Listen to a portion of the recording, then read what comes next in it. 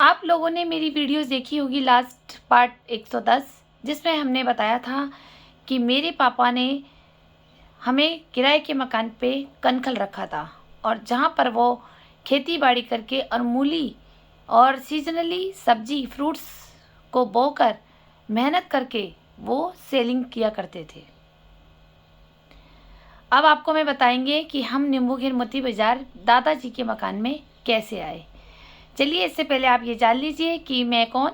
मैं ईशा, पुत्री स्वर्गीय अशोक कुमार अरोड़ा जी की, हरिद्वार उत्तराखंड से। आप सब लोग मेरी वीडियोस देख रहे होंगे, मेरा क्या कसूर मेरी ज़िंदगी का सच, इसके लिए आप सभी को दिल से धन्यवाद।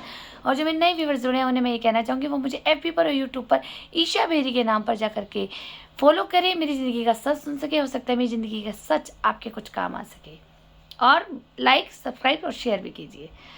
चलिए, अब हम आपको बताते हैं पार्ट 110 में आपने सुना होगा कि हम कनखल रहे थे और किस तरह से मेरे मम्मी पापा ने मुझे पालने में स्ट्रगल किया और मुझे चाय पिला पिला के बड़ा किया। अब उसके आगे से हम 2-3 साल तक तो वहाँ रहे। तो फिर हुआ क्या कि दादाजी को, क्योंकि हमारे दादाजी स्वर्गीय कृष्णदास काका जी वो थे समाजवादी पार्टी के एक सम्मान्य पद पे नेता थे। तो उन्होंने जब देखा कि उनके लिए आलोचना होने लगी समाज में कि भाई बेटे को बाहर कर दिया, बहू को बाहर कर दिया। बड़े बेटे थे मेरे पापा, सबसे पहली संतान दादाजी की मेरे पापा ही थे, स्वर्गीय अशोक कुमार अरोड़ा जी। तो वो बातें बनने लगी, माहौल ख़राब होने लग गया मोहल्ले का। पहले ज़माने के लोग ना बड़े अच्छे हुआ करते थे। पहले ज़माने के लोग कैसे हुआ करते थे, परिवार को जोड़ने वाले होते थे, समझाते थे। पिता को अलग समझाया, पुत्र को अलग समझाया, बहू को अलग समझाया। वो सोचते थे कि परिवार जुड़ जाए। लेकिन आजकल के परिवार, आजकल समझाने वाले कहाँ हैं। आजकल तो आग कैसे लगाया जाए, लकड़ी कहाँ लगाई जाए और घी कहाँ डाला जाए। आजकल तो परिवार और मोहल्ला ऐसा हो गया है, कितना कलयुग चेंज हो गया है।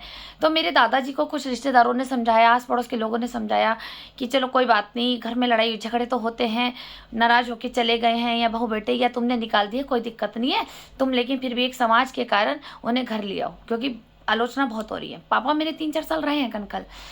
तो मेरे दादाजी ने मेरे पापा से बात करी होगी और वो लोग मेरे मम्मी और पापा और मैं छोटी सी गुड़िया, मैं यहाँ नींबूखेर में आ गई।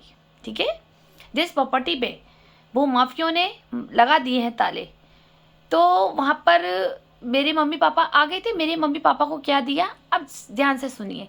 तो मेरे पापा को दिया जो ये घर था मेरा, ये मेरा एक टूटा हुआ, जिसे कहते हैं ना झोपड़ा टाइप का। पुराने ज़माने के लोगों को जो आज जीवित हैं उनको पता होगा कि हमारा घर क्या था। तो वो बारिश का पानी पूरे घर में चोता था। कोई लेंटर तो था नहीं क्योंकि पुश्तैनी मकान हुआ करते थे, 100 साल पुराने मकान हुआ करते थे। तो वहाँ के जो पुराने ज़माने के जो मकान बने हुए थे तो उसमें लेंटर इतने मजबूत नहीं होते थे, लेंटर ही नहीं होते थे ना, सरिये नहीं होते थे। तो वो कोई पुरानी मिट्टी के घर जैसे सबके बने हुए उस टाइप से छत बनी हुई थी।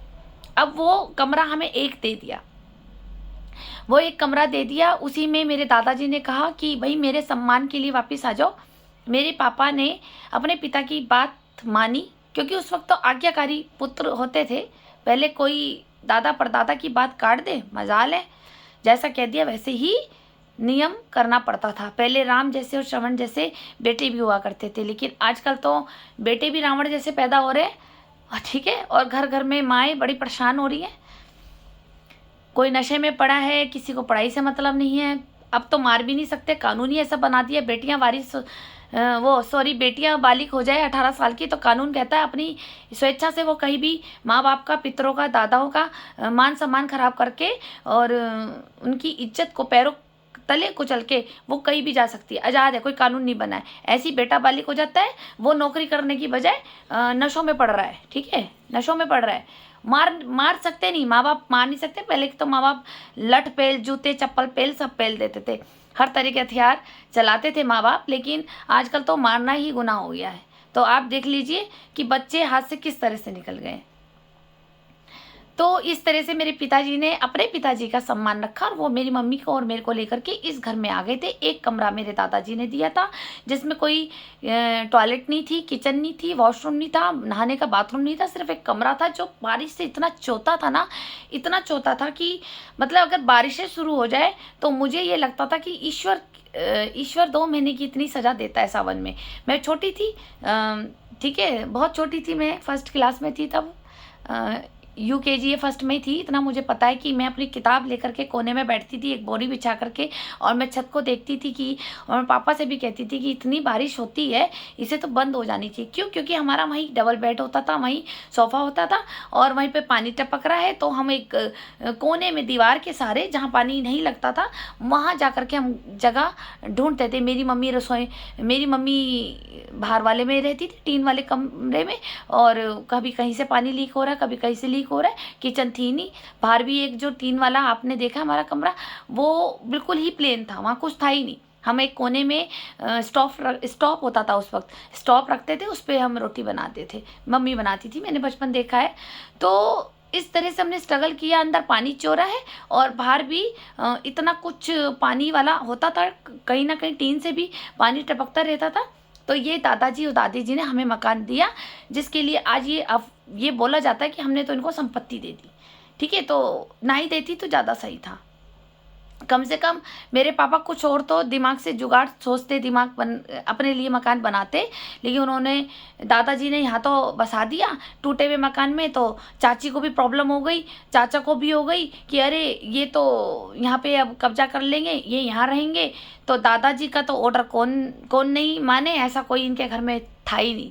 ठीक है, दादाजी की हमारी काफ़ी अच्छी चलती थी, सुना था कि दादा भी अच्छे रौबदार थे हमारे घर में। तो अच्छी बात है, उन्होंने अपने दोनों बेटों को बहुत लायक बनाया कि कोई नशा नहीं रहा, मेरे पापा में भी और चाचा जी में भी कोई किसी भी प्रकार का सुपारी तक का भी नशा नहीं था, लड़की का भी नशा नहीं था कि भाई लड़की को पटा लो, दूसरे की बहू बेटियों को नज़र रखो, ऐसे संस्कार दादाजी ने नहीं दिए। ठीक, और बुआओं को भी नहीं मिले, बाकी बुआओं का तो डिटेल मुझे नहीं पता, लेकिन बुआओं की शादी जल्दी हो गई थी दादाजी के ज़माने में। लेकिन मेरे पापा और चाचा के ऐसे कोई दाग लगाने वाले काम कुछ नज़र नहीं आए हैं। तो ऐसे ही मेरे चाचा जी का बेटा निकला है, कोई नशा नहीं करता है, तो हमारा परिवार साफ सुथरा ही निकला है इन कामों में। तो फिर जब मेरे मम्मी वगैरह और पापा, हम सब लोग उस घर में रहने लगे, पानी में खिंच में हम रहते थे, कितनी सीलन होती थी, कितनी ठंड लगती थी हम लोगों को। और मैं ईश्वर से भी कहती थी भगवान कभी बारिश ही नहीं होनी चाहिए। अब बच्ची थी उस वक्त, मुझे कोई पता था कि 12 महीने में सावन भी आता है। तो मैं भगवान से यही प्रेयर करती थी, भगवान की बारिश मत करा करो ना, आप मत करा करो ना। तो अच्छा, जिस दिन मेरे स्कूल में टेस्ट होता तो मैं कहती थी यार आज तो बारिश कर दो ताकि छुट्टी हो जाए, स्कूल ही ना जाना पड़े। लेकिन उस वक्त ये था कि हमें पानी जब देखना पड़ता था, इसीलिए मैं गरीब की वो सोचती हूँ कि जब बारिश होती है तो गायें, जानवर, गरीब लोग किस तरह से अपना ठिया ढूंढते होंगे कि हम कहीं छुपे, है ना।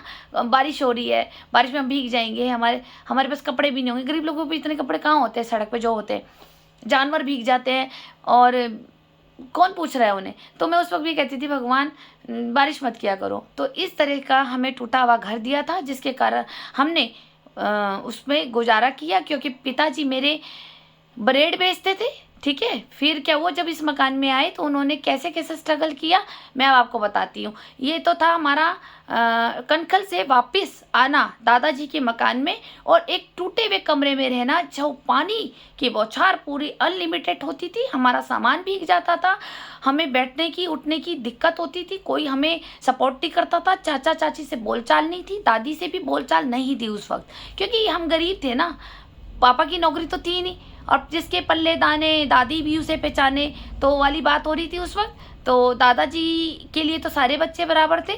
दादाजी ने बड़े बेटे को सेट किया, चाहे टूटे हुए कमरे में सेट किया कि भाई यहाँ रहो। चलो ये भी हुआ कि अब कनखल से जब इधर आए तो पापा का किराया बचा। उस वक्त पता नहीं कितना किराया लगता होगा, आप अगर 40 साल पहले चले जाओ तो मुझे कुछ आइडिया नहीं है। ठीक, लेकिन किराए से बचे, है ना, वो किराए से बचे और फिर वो यहाँ पे शिफ्ट हुए। और फिर उन्होंने कैसे स्ट्रगल किया, कैसे कमाया, फिर काम चेंज कर दिया, क्योंकि वो इधर से यहाँ आ गए, कनखल से यहाँ नींबू खेर मोती बाजार वाले मकान में आ गए। तो फिर यहीं से जगदीशपुर जाना तो बहुत दूर पड़ता था। पापा के पास हमारी साइकिल थी खाली, और कुछ तो था ही नहीं।